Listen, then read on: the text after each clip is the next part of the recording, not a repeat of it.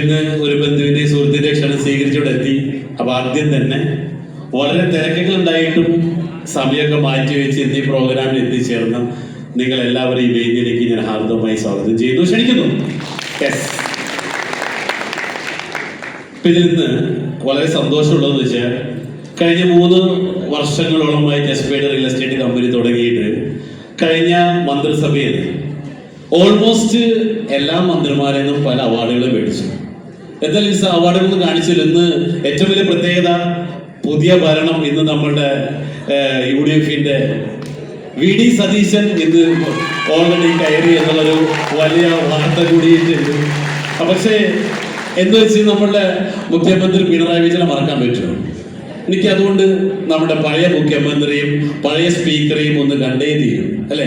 കാരണം കുറച്ച് സമയം കൂടെ കഴിഞ്ഞാൽ അവർ രണ്ടുപേരും മാറി പുതിയ ഭരണസമിതി അധികാരത്തിലേക്ക് എത്തുകയാണ്. ലിൻസ ഒന്ന് വെച്ചാൽ എനിക്ക് ലാസ്റ്റ് അല്ലേ ഇന്നും കൂടെ ചിലപ്പോൾ വെക്കാൻ പറ്റുള്ളൂ, അല്ലേ? യെസ്. അപ്പൊ ഇന്ന് പുതിയ ഭരണം കയറുന്നു, പുതിയ നമ്മുടെ കേരളം എന്താണെന്നറിയില്ല.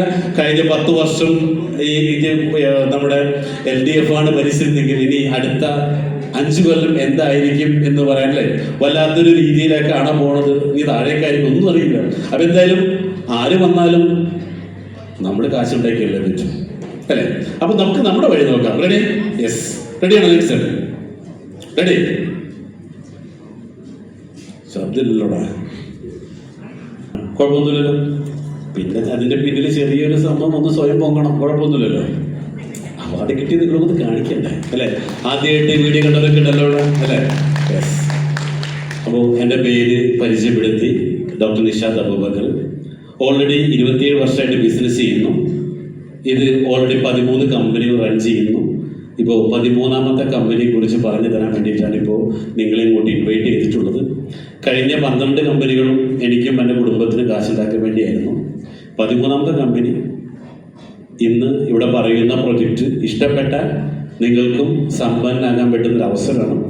അപ്പോൾ ഇവിടെ കാശുള്ളവർക്കും കാശില്ലാത്തവർക്കും ഒരേപോലെ അവസരമുണ്ട്. അത് വഴിയെ നിങ്ങൾക്ക് മനസ്സിലാവും. ഓക്കെ. അപ്പോൾ ഓൾറെഡി എന്നെ ഇവിടെ പരിചയപ്പെടുത്തി കഴിഞ്ഞു. പക്ഷെ ഇന്ന് ഇവിടെ നിൽക്കുമ്പോൾ വളരെ സന്തോഷത്തോടെ പറയാനുള്ള കാര്യം, 1997 ആദ്യമായിട്ട് പിതാവിൻ്റെ റെസ്റ്റോറൻറ്റിൽ ഒരു വെയിറ്ററായിട്ടായിരുന്നു തുടക്കം. അന്ന് 50 രൂപയ്ക്കായിരുന്നു അവിടെ ദിവസേന ജോലിക്കുന്നത്. അങ്ങനെ മാസം കിട്ടുന്ന 1500 രൂപ, ഏകദേശം 3 വർഷത്തോളം അവിടെ ജോലി ചെയ്തു. അവിടെ നിന്നാണ് 19 വയസ്സ് കഴിഞ്ഞപ്പോൾ സ്വന്തമായിട്ട് ഒരു റെസ്റ്റോറൻറ്റ് ആരംഭിച്ചു. അവിടെ നിന്ന് അങ്ങോട്ടേക്ക് പിന്നെ പല രീതിയിലും 14 റെസ്റ്റോറൻറ്റുകൾ എറണാകുളത്തും കോഴിക്കോടും പല ജില്ലകളിലായിട്ട് ഞങ്ങൾ തുടങ്ങി. അതിനുശേഷം 19 സൂപ്പർ മാർക്കറ്റുകൾ, അതിനുശേഷം e-commerce കമ്പനികൾ, പല ബിസിനസ്സും തുടങ്ങി. വളരെ നല്ല രീതിയിൽ പോയപ്പോൾ 2020 കൊറോണ വന്നപ്പോഴാണ് എൻ്റെ കൂടെയുള്ള പലരും നിന്നുവെങ്കിലും എൻ്റെ കൂടെ സപ്പോർട്ട് ചെയ്ത പലരും സക്സസ് ആയിട്ടില്ല. കൊറോണ സമയത്ത് അവരുടെ കുടുംബം പട്ടിണിയിലേക്ക് മാറ്റപ്പെട്ടോടാണ് ചിന്തിച്ചത്, ഇനി എന്നെ വിശ്വസിക്കുന്നവരെ, എൻ്റെ കൂടെ നിൽക്കുന്നവരെ എങ്ങനെ എന്നെപ്പോലെ ആക്കണം.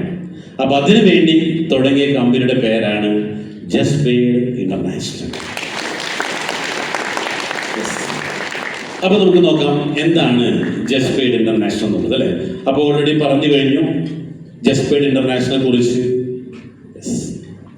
ഇത് 2020 സ്ഥാപിതമായത്.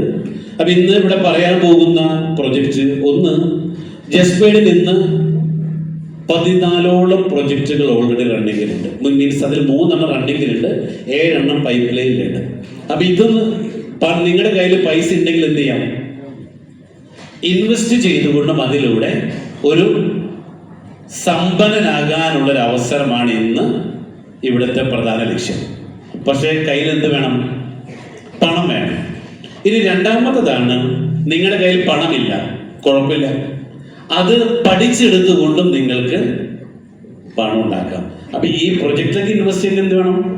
പണം വേണം. ഇതിനാണെങ്കിലോ പണം വേണ്ട. ഓക്കെ. അപ്പോൾ പണം ഉള്ളവർക്ക് എന്ത് ചെയ്യാം? ഇപ്പൊ സമയം 12:15. ഓക്കെ, 1:30 ഈ പ്രോഗ്രാം നമ്മൾ അവസാനിപ്പിക്കും. ലഞ്ച് കഴിക്കുന്നു, നിങ്ങൾക്ക് തിരിച്ചു പോകാം. പൈസ കയ്യിലില്ലാത്തവർക്ക് എന്ത് ചെയ്യാം? ഉച്ചയ്ക്ക് ശേഷം ഇവിടെ ഇരിക്കാം. ഓക്കെ, 7 മണി വരെ എങ്ങനെ ഈ വർഷം റിയൽ എസ്റ്റേറ്റിലൂടെ 2 കോടി രൂപ ഏൺ ചെയ്യാം. ഈ വർഷം ഡിസംബറിന് മുമ്പ് റിയൽ എസ്റ്റേറ്റ് ചെയ്തുകൊണ്ട് എങ്ങനെ 2 കോടി രൂപ ഏൺ ചെയ്യാം? ഏത് വേണ്ടതിൽ? ആദ്യം എന്ത് പറയണം? പൈസ ഇല്ലാത്തത് പറയണം, പൈസ ഉള്ളത് പറയണം? പൈസ ഉള്ളത് മതിയോ? പൈസ ഉള്ളത് പറഞ്ഞിട്ട് പൈസ ഇല്ലാത്തത് പറയാം അല്ലേ? ഓക്കെ, ഇനിയിപ്പോ ഒരു കാര്യം ചെയ്യാം, ഇനി രണ്ടും ചെയ്താലും കുഴപ്പമൊന്നുമില്ല കേട്ടോ. ഓക്കെ, എന്തായാലും നമ്മളിവിടെ 7 മണി വരെ ഉണ്ട്. അപ്പൊ ഇവിടെ കുറെ കാര്യങ്ങൾ പറയും. അപ്പൊ അതിൽ നിന്ന് നിങ്ങൾക്ക് ഉള്ള ഡൗട്ടുകൾ ക്ലിയർ ചെയ്തിട്ടാണ് ഇവിടുന്ന് പോകാനായിട്ട്. കാരണം ഇത് നിങ്ങൾ പുറത്തു പോയിട്ട് ആരോട് ചോദിച്ചാലും ഇതിനെക്കുറിച്ച് വ്യക്തമായിട്ടുള്ള ആൻസർ കിട്ടില്ല. ഇത് ഇന്നോവേഷനാണ്, വേറെ ആരെ കയ്യിലും ഇല്ല എന്നുള്ളതാണ്. ഓക്കെ, അപ്പൊ ഏകദേശം ജസ്പേഡ് എന്താണെന്നുള്ളതും ജസ്പേഡിന്റെ പ്രൊജക്ട് എന്താണെന്നും മനസ്സിലായി ഞാൻ വിചാരിക്കുന്നു. റെഡിയാണോ? ആണോ? ഞാൻ ആരാണെന്ന് മനസ്സിലായോ? ആരാ? ഇതിലും വലിയ സ്വയം ഭംഗി നിങ്ങൾ വേറെ കണ്ടിട്ടുണ്ടാവും.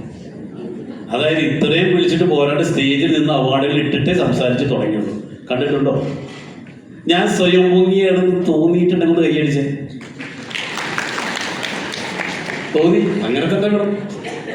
തോന്നിയില്ലേ? ഇനി സ്വയം ഭംഗിയാണ് തോന്നിയിട്ടില്ലാത്തത് കൈയടിച്ച്. യെസ്. കാരണം എന്ന് വെച്ച് കഴിഞ്ഞാൽ കേരളം എന്ന് പറയുന്ന സംസ്ഥാനത്ത് 27 കൊല്ലം ബിസിനസ് ചെയ്ത് ഇവിടം വരെ എത്തിപ്പെട്ടതുണ്ടല്ലോ, ഒരുപാട് കഷ്ടപ്പെട്ടിട്ടുണ്ട്, ഒരുപാട് വിഷമിച്ചിട്ടുണ്ട്. കാരണം ഇവിടുത്തെ നിയമങ്ങളൊന്നും നമ്മളെ വെറുതെ ഒന്നും സമ്മതിക്കില്ലേ. കാരണം ഇവിടുത്തെ ക്യാപിറ്റലിസ്റ്റുകൾ, മുതലാളിമാര് ഇവിടെ ചെറുകിട ആളുകളൊന്നും മുന്നോട്ട് പോകാൻ അനുവദിക്കില്ല. അവർക്ക് എല്ലാവർക്കും തൊഴിലാളികളെ മതി. അപ്പൊ അതുകൊണ്ട് ഇവിടെ നിന്ന് 27 കൊല്ലം മാർക്കറ്റിനെ തല്ലി അടിച്ചടിച്ചാണ് ഇവിടെ വരെ എത്തിയിട്ടുള്ളൂ. അതുകൊണ്ട് കുറച്ച് സ്വയം മോങ്ങും, കുഴപ്പമൊന്നുമില്ലല്ലോ.